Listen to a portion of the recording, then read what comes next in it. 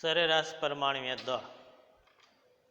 સરેરાશ પરમાણુય દળ કુદરતી રીતે મળતા ઘણા બધા તત્વો એક કરતાં વધારે સમસ્થાનિક ધરાવે.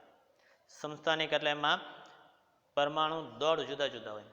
કેવી રીતના જુદા હોય તો પ્રોટોનની સાથે ન્યુટ્રોન જે કેન્દ્રમાં રહેલા છે, પ્રોટોન અને ન્યુટ્રોન છે એ પરમાણુના કેન્દ્રની અંદર હોય, આજુબાજુ છે ઇલેક્ટ્રોન હોય, આવી માહિતી તમે ભણી ગયા છો. તો એ ન્યુટ્રોન જે પરમાણુના કેન્દ્રમાં હોય એ ન્યુટ્રોનની સંખ્યા પરમાણુમાં જુદી જુદી હશે, બરાબર છે. તો આ જે ન્યુટ્રોનની સંખ્યા જુદીને કારણે સમસ્થાનિક તૈયાર થશે. સમસ્થાનિકના રાસાયણિક ગુણધર્મ સમાન હોય છે, એના રાસાયણિક ગુણધર્મમાં કાંઈ ફેરફાર થશે નહીં. આવા જે સમસ્થાનિક છે, જ્યારે આપણે આવા સમસ્થાનિકનું અસ્તિત્વ અને તેમની સાપેક્ષ પ્રચુરતા, સાપેક્ષ મતલબ એકની સાપેક્ષમાં બીજું કેટલા પ્રમાણમાં મળી આવે છે એને ધ્યાનમાં લયો અને એના પરથી તેની સરેરાશ ગણતરી કરવામાં આવે. કેવી રીતના ગણાય? દાખલા તરીકે કાર્બન 12 C12 એ મળી આવશે. કાર્બનના 3 સમસ્થાનિકમાં સૌથી વધુ પ્રમાણમાં 98.892% છે એ કાર્બન જેટલો મળી આવે છે ટોટલ પૃથ્વીમાં, એમાંથી 98.892% છે એ C12 હશે. પછી C13 જેમાં પરમાણુ ભાર 13 હોય એવો 1.108% હોય. C14 2 × 10⁻10% છે એ C14 હોય. આના સાપેક્ષ ટકા એને ગુણ્યાનું પરમાણુય દળ, આના સાપેક્ષ ટકા એને ગુણ્યાનું પરમાણુય દળ, આના ટકા એને ગુણ્યાનું પરમાણુય દળ. આ દરેકના પરમાણુય દળ છે 12, 13 અને 14. એ પરમાણુય દળ સાથે છે એ દરેકના ટકા છે એનો ગુણાકાર કરી આ બધાય ત્રણેય બાબતનો સરવાળો ભાગ્યા 3 કરી એટલે એની સરેરાશ નક્કી થશે. આ દરેકનું પરમાણુય દળ છે. તો આ સરેરાશ છે એ પરમાણુય દળની સરેરાશ થઈ, જે સામાન્ય રીતે આપણે પરમાણુય દળ તરીકે કાર્બન માટે ઉપયોગ કરવામાં આવે છે. ઉદાહરણ તરીકે લઈએ તો કાર્બન 3 સમસ્થાનિક ધરાવે આપણે જોયા, તેમના દળ અને તેની સાપેક્ષ પ્રચુરતા કોષ્ટકમાં આપેલી છે. એનો ઉપયોગ કરવામાં આવે કાર્બનનું સરેરાશ પરમાણુય દળ થશે 12. આ એના પ્રમાણ છે ટકા 98.892, એના છેદમાં 100% એટલે સંખ્યા રૂપાંતર થયું એને ગુણ્યા 12 એટલે 0.98892. આના જેટલા ટકા છે એને ભાગ્યા 100, આ ટકાના ભાગ્યા 100 એનું પરમાણુય દળ 13.00335, બેનો ગુણાકાર પ્લસ C14 એના ટકા 10⁻10 ભાગ્યા 100 એટલે 10⁻12 એને ગુણ્યાનું પરમાણુય દળ. આ ત્રણેયના ગુણાકાર કરવામાં આવે એને ભાગ્યા 3 એટલે એની સરેરાશ છે એ નક્કી થઈ. શું થયું? સરેરાશ છે એ નક્કી થઈ. એટલે આ એની સરેરાશ આવી 12.011. 12.011. તો આ થઈ એ પરમાણુય દળ આપણે કાર્બન માટે ઉપયોગમાં લઈ છીએ. શેના માટે ઉપયોગમાં લઈ છીએ? કાર્બન માટે આ પરમાણુય દળ છે એનો ઉપયોગ કરવામાં આવે છે. એટલે એ પરમાણુય દળ આપણે છે એ ઉપયોગ કરશું. આ જ પ્રમાણે બીજા તત્વની સરેરાશ પરમાણુય દળ, આ સિવાયના બીજા તત્વો હશે કોઈ પણ, તો આ જ પ્રમાણે બીજા તત્વના સરેરાશ પરમાણુય દળની ગણતરી કરી શકાય. હાઇડ્રોજન હોય તો હાઇડ્રોજનના મુખ્ય 3 સમસ્થાનિક મળે, જેમાં હાઇડ્રોજનનું પરમાણુય દળ 1 હોય, હાઇડ્રોજનનું પરમાણુય દળ 2 હોય, હાઇડ્રોજનનું પરમાણુય દળ 3 હોય. હાઇડ્રોજન આને કહેવામાં આવે છે, આ સમસ્થાનિકને ક્યારેક ડ્યુટેરિયમ પણ કહે છે અને ક્યારેક ટ્રિટિયમ પણ કહે છે. એ ત્રણેય કેટલા પ્રમાણમાં મળી આવે છે એના ટકા એને ગુણ્યા એનું પરમાણુય દળ 1.008, આનું પરમાણુય દળ, ટ્રિટિયમનું પરમાણુય દળ, એના ટકા, આ ત્રણેયની સરેરાશ લેવામાં આવે એ આપણે હાઇડ્રોજનની સરેરાશ પરમાણુય દળ તરીકે ગણતરી કરીએ છીએ. જેના તરીકે ગણતરી કરી? હાઇડ્રોજન માટે સરેરાશ પરમાણુય દળ માટે ગણતરી કરીએ છીએ. આ થયું સરેરાશ પરમાણુય દળ. આ પરમાણુય દળ છે એ માપવામાં આવશે તો આધુનિક રીતે છે એ દ્રવ્યમાન સ્પેક્ટ્રોમીટર અથવા દળ સ્પેક્ટ્રોમીટર એની એક રીત છે દળ સ્પેક્ટ્રોમિતિ. દળ સ્પેક્ટ્રોમિતિ એની મદદથી આ પરમાણુય દળ માપવામાં આવશે. એમનામ ડાયરેક્ટ આપણે જોઈને ખબર પડશે નહીં કે આપણા સામાન્ય વજન કાંટામાં પણ તમે માપી શકશો નહીં. એટલે આ થયું પરમાણુય દળ. નેક્સ્ટ હવે આણ્વીય દળ, જેને અણુભાર તરીકે પણ ઓળખવામાં આવશે. શેના તરીકે ઓળખવામાં છે? અણુભાર, આણ્વીય દળ.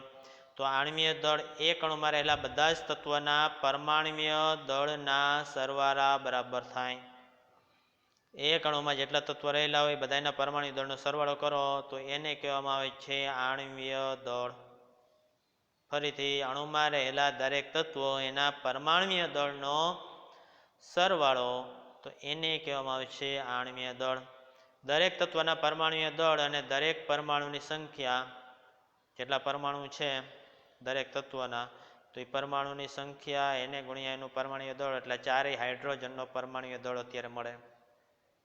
જેટલા પરમાણુ છે બધાના પરમાણુ દળનો સરવાળો. આ હાઇડ્રોજન 4 છે, ચારેયનો તો 4 ગુણ્યા હાઇડ્રોજનનું પરમાણુય દળ, એટલે ચારેયની કિંમત મળશે. એટલે દરેક તત્વના પરમાણુય દળ અને દરેક પરમાણુની સંખ્યાનો ગુણાકાર કરીને બધાનો સરવાળો કરીને આ બાબત છે એ મેળવી શકાય આણ્વીય દળ. ઉદાહરણ તરીકે મિથેનનું આણ્વીય દળ ગણવામાં આવે તો એમાં એક કાર્બન પરમાણુ અને 4 હાઇડ્રોજન પરમાણુ છે. અણુસૂત્ર થશે CH4, તમે આગળ જોઈ ગયા છો મિથેનનું. તો એના ઉપરથી મિથેનનું આણ્વીય દળ, તો કાર્બનનું પરમાણુય દળ 12.011 આશરે છે એ 12 લઈ શકાય. આશરે પરમાણુય દળ 12. હાઇડ્રોજન તો એનું 4 પરમાણુ છે એટલે 4 એને ગુણ્યા એનું પરમાણુય દળ આશરે છે 1 લઈ શકો. પરફેક્ટ છે 4 ઇન્ટુ 1.008. તો આનું છે એ ગુણાકાર પ્લસ 12.001 આ સાદુરૂપ થશે 16.043. એ મિથેનનું આણ્વીય દળ થયું. CH4નું આણ્વીય દળ છે થયું 16.043. આશરે ગણવાનું થાય તો 4 × 4 + 12 એટલે 16 યુનિફાઈડ માસ અથવા AMU, પણ સામાન્ય રીતે હવે એને ગણવામાં આવે છે AMU ને. એટોમિક માસ યુનિટ, એને યુનિફાઈડ માસ તરીકે લેવામાં આવ્યું. આ એનું પરમાણુય દળ સરેરાશ થયું. હવે આ જે આણ્વીય દળ આ જે પરમાણુય દળ છે એ આપણા પુસ્તકની અંદર છેલ્લે પરિશિષ્ટ આપેલું છે. આપણા પુસ્તકની અંદર પરિશિષ્ટ આપેલું છે. એ પરિશિષ્ટ પ્રમાણે તમે મેળવી શકો છો. પુસ્તકમાં જે પરિશિષ્ટ આપેલું છે એની અંદર દરેકના પરમાણુય દળ યુનિફાઈડ માસમાં આપેલા છે. આ પરમાણુય દળ છે અમુકના યાદ રાખવાના છે. બાકી દાખલામાં જ્યાં ઉપયોગ કરવાના આવશે આણ્વીય દળ, અહીંયા છે એ અમુક જનરલ તત્વો છે એના તમને આપશે નહીં, બાકીના પરમાણુય દળ આપી દેશે. આપણે એની લગભગ નજીકની કિંમત જે છે ને એ યાદ રાખવાનું થશે. કયા કયા તત્વો હમણાં તમને ઠીક કરાવું છું, બરાબર છે. ફરીથી H2O નું આણ્વીય દળ જોઈ લે પેલા. તો H2O નું આણ્વીય દળ કેટલા પરમાણુ છે? હાઇડ્રોજન. H2O ના સૂત્રમાં 2 હાઇડ્રોજન, તો 2 ગુણ્યા હાઇડ્રોજનનું પરમાણુ દળ પ્લસ કેટલા ઓક્સિજન છે? 1, તો 1 ગુણ્યા ઓક્સિજનનું પરમાણુ દળ. હાઇડ્રોજનનું પરમાણુ દળ છે 1.008, ઓક્સિજનનું 16, 2.016 પ્લસ 16 18.02 જેટલું લગભગ થશે. લગભગ 18.016 આવું થશે. 18.016 યુનિફાઈડ માસ. આ 6 દૂર કરવું હોય તો આગળ આપણે શીખામણા આ ચેપ્ટરમાં, જો છેલ્લી સંખ્યા 5થી વધુ હોય તો આગળના અંકમાં 1 ઉમેરવાનો. 6 દૂર કરીએ તો અહીંયા 1 ના થઈ જશે 2, એટલે 18.016 ની બદલે લખેલું છે 18.02. હવે આ જે પરમાણુય દળ લીધેલા છે એ તમને ગણતરીમાં મોટે ભાગે આપી દેશે, પરંતુ હાઇડ્રોજન, ઓક્સિજન, નાઇટ્રોજન, ક્લોરિન એવા જે અમુક તત્વો છે એના પરમાણુય દળ તમારે યાદ રાખવાના છે. અને એ પરમાણુય દળ છે એ પાછળ એક કોષ્ટક આપેલું છે, પરિશિષ્ટ આપેલું છે, એ પરિશિષ્ટમાંથી તમારે જોવાના થશે. તો આપણી જે ટેક્સ્ટ બુક છે એની અંદર છે એક પરિશિષ્ટ આપેલું છે. એ પરિશિષ્ટ પુસ્તકમાં છેડે રહેલું છે. એ જુઓ તો એની અંદર છે એ આ બાબત છે એ આપવામાં આવેલી છે. બરાબર છે. અને એ બાબત એમાંથી જોઈને તમારે પરમાણ્વીય દળ છે એ અમુકના યાદ રાખવાના છે. બરાબર છે. તત્વના અમુકના પરમાણ્વીય દળ છે એ તમારે યાદ રાખવાના થશે.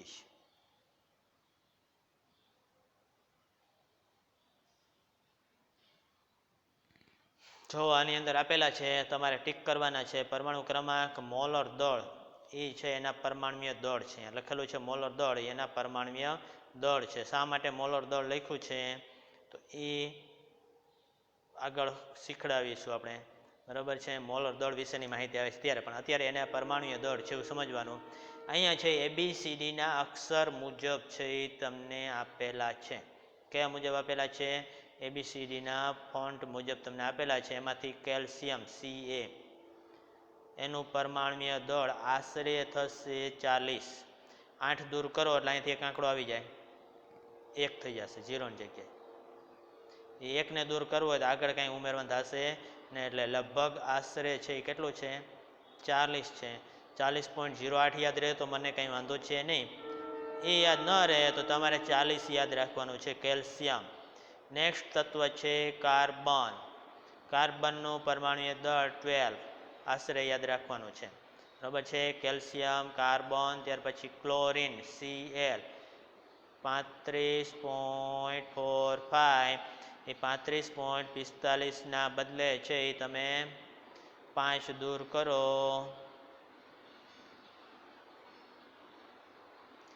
એના ઉપરથી 35.5 આવું પણ લખી શકાય. તો આ યાદ રાખવાનું થશે 35.5 ક્લોરિન. બરાબર છે. કોપરનું યાદ રહે તો રાખજો 63.5 યાદ રહે તો રાખજો. કોપરનો 12માં ઉપયોગ કરવામાં આવશે. બરાબર છે. 12માં ઉપયોગ કરવામાં આવશે. ત્યાર પછી આગળ જોતા જાઓ તો દરેકના પરમાણ્વીય દળ છે, આ દરેક તત્વ છે એના પરમાણ્વીય દળ આપેલા છે. ફ્લોરિન F, ફ્લોરિનનું પરમાણ્વીય દળ ફ્લોરિન F એનું પરમાણ્વીય દળ 19 યાદ રાખવાનું છે. ફ્લોરિન જેટલા ટીક કરાવું છું યાદ રાખજો. ફ્લોરિન પછી હાઇડ્રોજન 1.008 હાઇડ્રોજન. આયોડીન 127 126.9 એટલે 127 લગભગ આશરે થશે. આયોડીન યાદ રાખવાનું છે.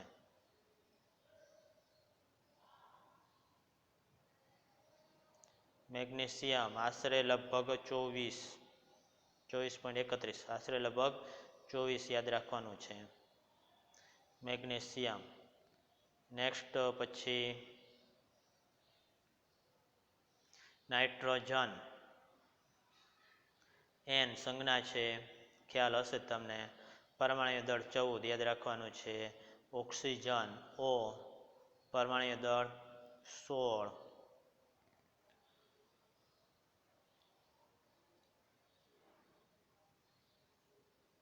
પોટેશિયમ 39.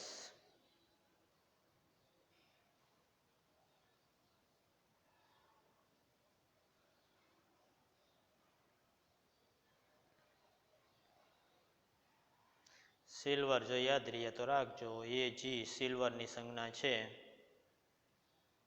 સિલ્વરની સંજ્ઞા Ag છે, જો યાદ રહીએ તો રાખજો. 12માં આપણે અમુક જગ્યાએ ઉપયોગ કરશું સિલ્વર Ag માટે 108 આશરે. સોડિયમ Na યાદ રાખવાનું છે, એનું પરમાણ્વીય દળ 23. સોડિયમનું પરમાણ્વીય દળ 22.99 એટલે લગભગ છે એ 23 થાય તે તમારે યાદ રાખવાનું છે. સલ્ફર 32 યાદ રાખવાનું છે. સલ્ફરનું પરમાણ્વીય દળ 32 યાદ રાખવાનું છે. બરાબર છે. આટલા છે તમે યાદ રાખો તો આના ઉપરથી તમે આણ્વીય દળની ગણતરી કરી શકશો. શેની ગણતરી કરી શકશો? આણ્વીય દળ. દાખલા તરીકે H2SO4 નું આણ્વીય દળ નક્કી કરવું છે. H2SO4 એનું આણ્વીય દળ નક્કી કરવું છે તો એનું આણ્વીય દળ એના બરાબર હાઇડ્રોજન કેટલા છે? 2. તો 2 ગુણ્યા હાઇડ્રોજનનું પરમાણ્વીય દળ પ્લસ સલ્ફર કેટલા છે? 1. તો 1 સલ્ફરનું પરમાણ્વીય દળ 1 વડે ગુણાકાર કરવાની જરૂર છે નહીં. પ્લસ ઓક્સિજન કેટલા છે? 4. તો 4 ગુણ્યા ઓક્સિજનનું પરમાણ્વીય દળ. બરાબર છે. આ પ્રમાણે ગણતરી કરવામાં આવે એટલે 2 એને ગુણ્યા હાઇડ્રોજનનું પરમાણ્વીય દળ. આપણે અત્યારે આશરે લઈ પરફેક્ટ ગણતરી કરવા માટે કોષ્ટક આપ્યું, એ કોષ્ટકમાંથી તમે ગણી શકો. યાદ રાખ્યું હોય તો 1 એના ઉપરથી 1 ગુણ્યા સલ્ફરનું પરમાણ્વીય દળ. સલ્ફર માટે યાદ રાખવાનું આપણે કીધું. બરાબર છે. સલ્ફર માટે પરમાણ્વીય દળ સંજ્ઞા શું થશે? S. પરમાણ્વીય દળ 32 પ્લસ 4 એને ગુણ્યા ઓક્સિજનનું પરમાણ્વીય દળ યાદ રાખવાનું કીધું. કેટલું થાય? 16. લગભગ છે ને પરમાણ્વીય દળ છે એ પરમાણુ ક્રમાંકનું લગભગ બમણું હોય. અમુક માટે હાઇડ્રોજન માટે અપવાદ બાદ કરતા. 2 + 32 + 16. 16 ચોકું 64. 64 ને 2 66. 66 + 32 66 ને 32 98 you unified mass A H2SO4 નું આણ્વીય દળ થશે. સલ્ફ્યુરિક એસિડ H2SO4 ને કહેવામાં આવે છે. તો આ સલ્ફ્યુરિક એસિડનું આણ્વીય દળ છે આ પ્રમાણે નક્કી થઈ શકે છે. બરાબર છે. એટલે આ પ્રમાણે આણ્વીય દળ તમે કોઈ પણ પદાર્થનું ગણી શકો છો. દાખલા તરીકે HNO3 નું કીધું હોય આણ્વીય દળ. HNO3 નાઇટ્રિક એસિડનું આણ્વીય દળ નક્કી કરવાનું કીધું છે. HNO3 તો મૌખિક તમને સમજાવું તો હાઇડ્રોજનનું પરમાણ્વીય દળ 1 છે પ્લસ નાઇટ્રોજનનું પરમાણ્વીય દળ 14 છે પ્લસ 3 ગુણ્યા ઓક્સિજનનું પરમાણ્વીય દળ 16 છે. તો આપણે ડાયરેક્ટ આ પ્રમાણે ગણતરી કરવાની થાય. અત્યારે દાખલા ગણવા આપો તો એની અંદર હમણાં લખ્યું એ પ્રમાણે લખવાનું થશે, પણ બાકી તમારે સીધું ગણવાનું થશે. આ બધી ગણતરી પણ મોઢે કરવાની, કેમ કે તમને અહીંયા આણ્વીય દળ ગણવાના દાખલા ન પૂછાવાના. આણ્વીય દળનો ઉપયોગ કરવાનો થશે. શું કરવાનું થશે? ઉપયોગ કરવાનો થશે. એટલે હાઇડ્રોજન HNO3 માં 1 + 14 + 16 13 48 ડાયરેક્ટ આ જ લખવાનું. બરાબર છે. આ પ્રમાણે ડાયરેક્ટ સરવાળો કરવાનો થાય. 63 યુનિફાઈડ માસ. 8 ને 4 12 ને 13 નો તગડો વિધિ પડી 4 ને 5 ને 1 6. HNO3 છે એનું આણ્વીય દળ છે એ 63 યુનિફાઈડ માસ. આ યુ છે 63 યુનિફાઈડ માસ આટલું થશે. બરાબર છે. આવડે દરેકને ગણતા એ ગણતરી કરતા આવડે તો તમને કહેવામાં આવે કે ગ્લુકોઝ એનું આણ્વીય દળ નક્કી કરો. ગ્લુકોઝ એનું આણ્વીય દળ છે એ ગણો એવું કહેવામાં આવેલું હોય તો એ તમારે ગણતરી કરવાની છે હોમવર્કની અંદર. એક ગ્લુકોઝનું ગણવાનું છે. ગ્લુકોઝનું સૂત્ર છે આગળ શીખી ગયા છો, C6H12O6. બીજું છે એ ખાંડનું ગણવાનું છે. કોનું ગણવાનું છે? ખાંડ. ત્રીજું છે એ હાઇડ્રોક્લોરિક એસિડ HCl નું આણ્વીય દળ છે એ ગણતરી કરવાની છે. ચોથું મીઠું એનું આણ્વીય દળ છે એ ગણવાનું છે. પાણી H2O એનું આણ્વીય દળ છે એ તમારે ગણતરી કરવાની છે. કોસ્ટિક સોડા NaOH એનું આણ્વીય દળ છે એ ગણતરી કરવાની છે. Na2CO3 સોડિયમ કાર્બોનેટ અને છેલ્લો NaHCO3 સોડિયમ બાયકાર્બોનેટ. આ 8 આણ્વીય દળ છે એ તમારે હોમવર્કમાં ગણવાના છે. ક્લિયર? અહીંયા સુધી આપણે જોઈ. બાકીનું બધું છે એ નેક્સ્ટ લેક્ચરમાં શીખીશું. Thank you very much.